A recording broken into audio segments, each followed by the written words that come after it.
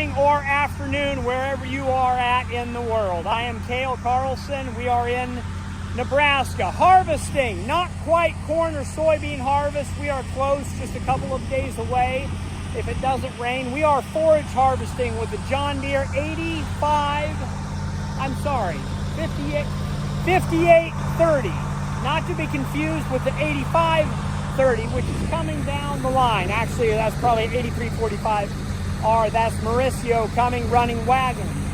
Just Mauricio and I today, which is just fine because we got about 24 wagons done yesterday with Laura. My daughter Laura came out and helped run wagons while I chopped, and Mauricio pushed and packed the pile. Now it's just two of us, but it's a 3 or 4 man operation.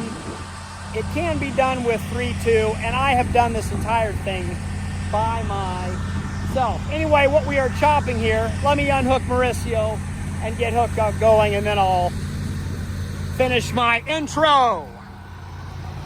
Yep, 3:45.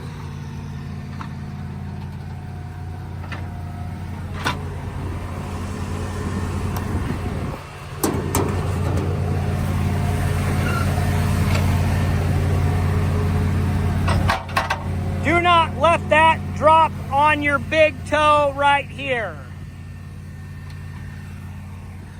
because that happened to me last night and it really, really hurt. But I finished chopping the load wagon and then we quit. It was dark. All right, and we are back. Here's what we have with this planting maze. This is an isolation area. So I planted milo right next to the seed corn so we could isolate the seed corn off the neighbor's commercial corn, so the seed corn pollinates correctly with the males and females that I purposely put in there. As I was planting milo this spring, you check back on my videos earlier in the spring, probably about, 20 videos ago. Go back to April, May.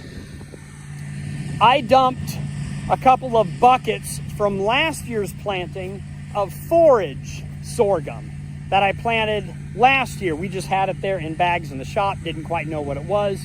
Seed size matched the milo. We dumped it in and planted it in the outside 2 boxes of the planter, which isn't a big deal. I was gonna chop most of this and my neighbors were gonna chop it. They backed out, I changed my mind. We will probably take the milo to grain, and about a month from now, when these mature heads, when they dry out, we'll just harvest it at grain, for grain, and drive it into the co-op. This, I guess it could be harvested, but it works a lot better to be forage harvested. So right now I have a 6-row corn head, and I'm just eliminating the tall grain sorghum from the milo.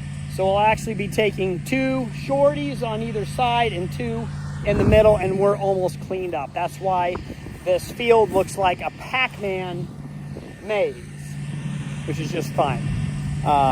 Couple more wagons and we will be done. I'm also running the pivot, irrigating. Even though that seed field was defoliated, it is not dead, still needs water. It's about 45% moisture, so it's still alive, growing, putting on kernel, weight, and fill, and that's how I get hay. All right, I will hook up chopper to the empty wagon, take that line down, and then head that direction. And then don't forget, Cale, we have a little bit over on that side, and then we'll be done. Might move to another field to open it up so my seed corn trucks can get in and out of the field, make a nice open area for everybody to turn around safely.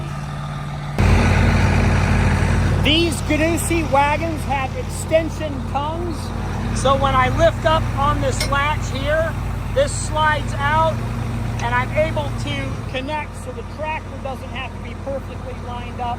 Then I will back up, this will slide along here, and then latch and hook so that we can pull the wagon. Makes it very convenient for a one-man operation.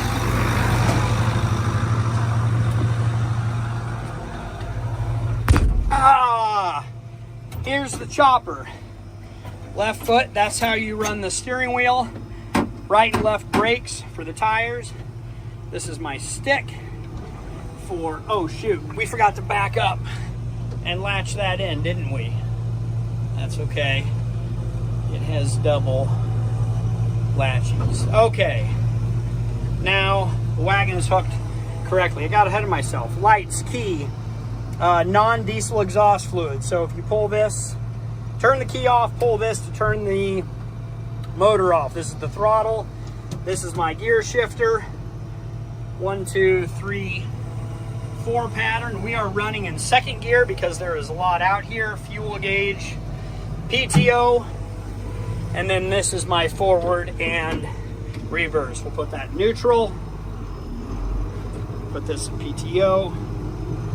Idle up just a little bit. So this runs my head. Forward is intake, and then for some reason if I plug, we go to neutral, put the handle backwards, and it will reverse the feeder house to unplug. But we are in good shape. Oh, this is also a folding head. So this switch right here runs the hydraulics, so these two wings fold up. That's the quick and dirty. Now we'll get going. This switch right here lowers the head. Steering wheel turns the machine, and we will get lined up here while we film. I should have mentioned, maybe some of you, most of you know, Laura, my daughter, who was out helping run wagons yesterday, is the owner-operator of the channel, YouTube channel, Laura Farms, and go check her out, subscribe to her channel. She's got a lot of great content that she puts out there. So thanks a lot, Laura, for helping me run wagons yesterday. That was truly efficient, and it was a blast working with you all over again. Okay. Full throttle, head lowered a bit more. Oh shoot. Then this switch on top throws silage in the wagon.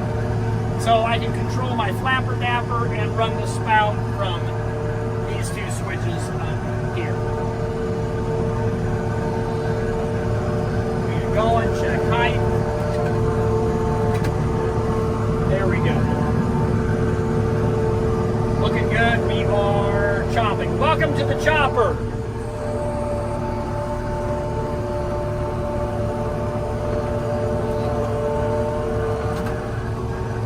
Pause. I just noticed my back door gate is not closed all the way. That actually has a secret mechanism so that as you tip the wagon up, it will release the back gate. And after you dump, you got to make sure that is slammed closed tight, and if not, you know, you'll just be dumping it out the back. It's open a crack. Oh! Yeah, that's not good. So this is the secret latch. We need this button to get in here, and then it will push it closed. This will be difficult because we got a bunch of silage in the way. I got it. It took some elbow grease and a couple of heave-ho slams. This is finally locked in. Now we're able to get to it. Here's the rest of the stocks. Got a full load. Ooh, it's getting warm out here. All right, let me give you a basic rundown of how a common forage harvester or silage chopper works. Essentially, you've got multiple moving parts. These bottom blades cut the stalk off. They run very fast, and then these run slower. Watch your fingers if you want to keep all your digits. And they hold the stalk, the corn stalk, milo, sorghum, wheat, whatever you're chopping, holds it up in here, brings it around, carries it in there, and then it goes into the drum right here. So you've got two drums that pinch the mat material and they push it through here. And then you have a bar and a huge drum that runs off these pulleys and belts. I don't remember what this one looks like. Let's see if we can look in there. We can't. That's actually, this is the way to sharpen your drum knives. But essentially, let's see, this is, I'm thinking my older one, they ran bar knives. This one has, let's just say 52 chopper knives that are spread out on a drum all over the place. And that's what gets sharpened. And they will come around and chop right when that crop mat comes across right on this bar. The teeth will bite and chop it and throw it back. This box, it'll throw all the material through this box and then come into this seed harvest truck. Not for me, that wasn't Mauricio. It blows it all back in here, and this has 3 paddles that rotate this way very fast, and it'll take that crop mat, all that chopped silage, and throw it, and it'll blow it up the tube into the back of the wagon. From the back of the tube into the wagon. Welcome to silage life. And then I'll try to pack it in here. I did a pretty good job. I spill a little bit and it blows all over, but essentially those stalks get chopped up into very fine cow chow. This is what cattle will eat. You can see all the berries and seeds in here. It is wonderful cow feed. Now, like I was mentioning, the milo with the grain head, the red stuff back there, when I said I was going to take it to grain, I'll haul this to the co-op elevator, and the co-op will sell it to our local dog food plant.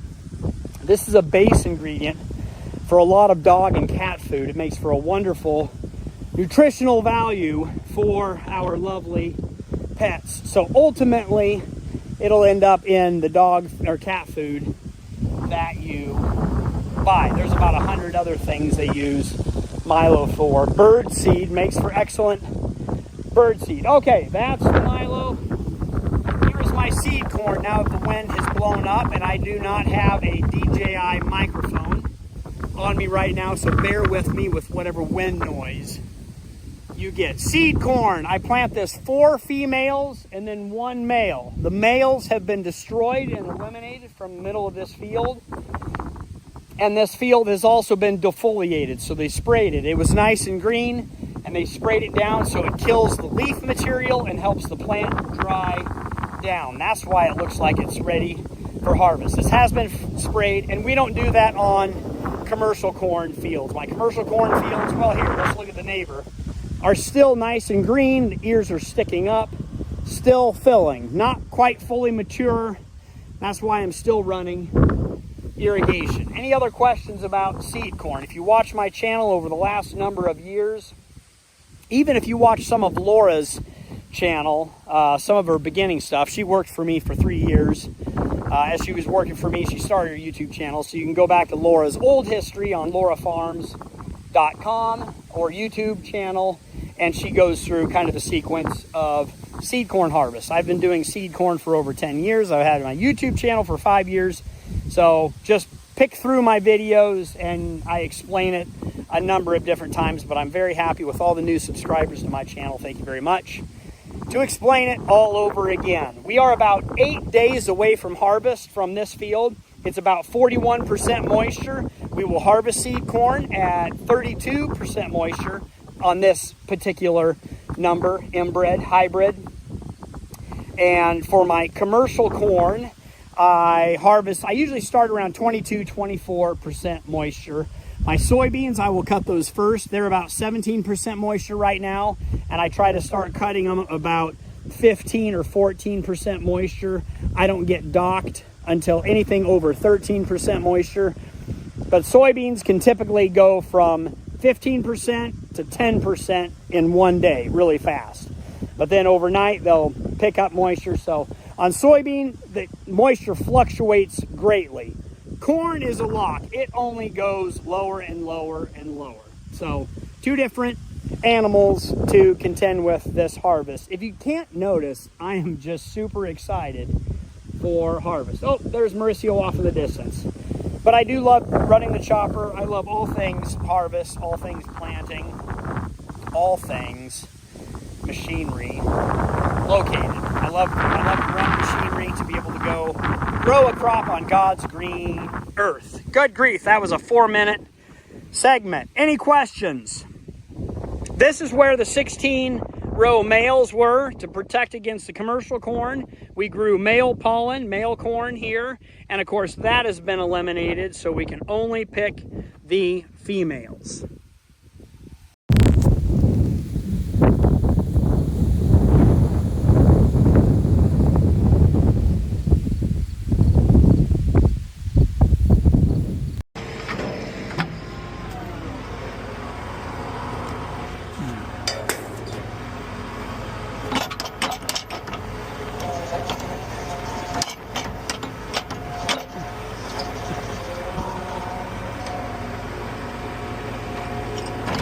Oh, that would help. Got it.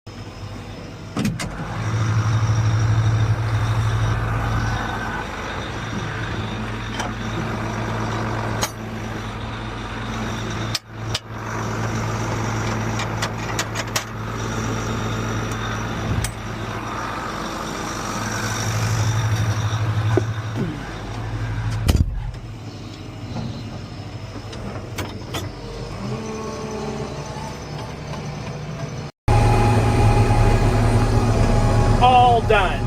Fueled up and grab my wagon. We'll give it back to the neighbor full of fuel and we'll let him borrow my wagon. In fact, we might chop some of my milo in my seed field to open up a path for the trucks, and then I'll just give that to him. So always bring it back better than it was, and with a half load or full load of feed. He's got a bunch of cows to feed. 4th gear, rock and rolling, probably, I don't know, 18 mile an hour. See you tomorrow.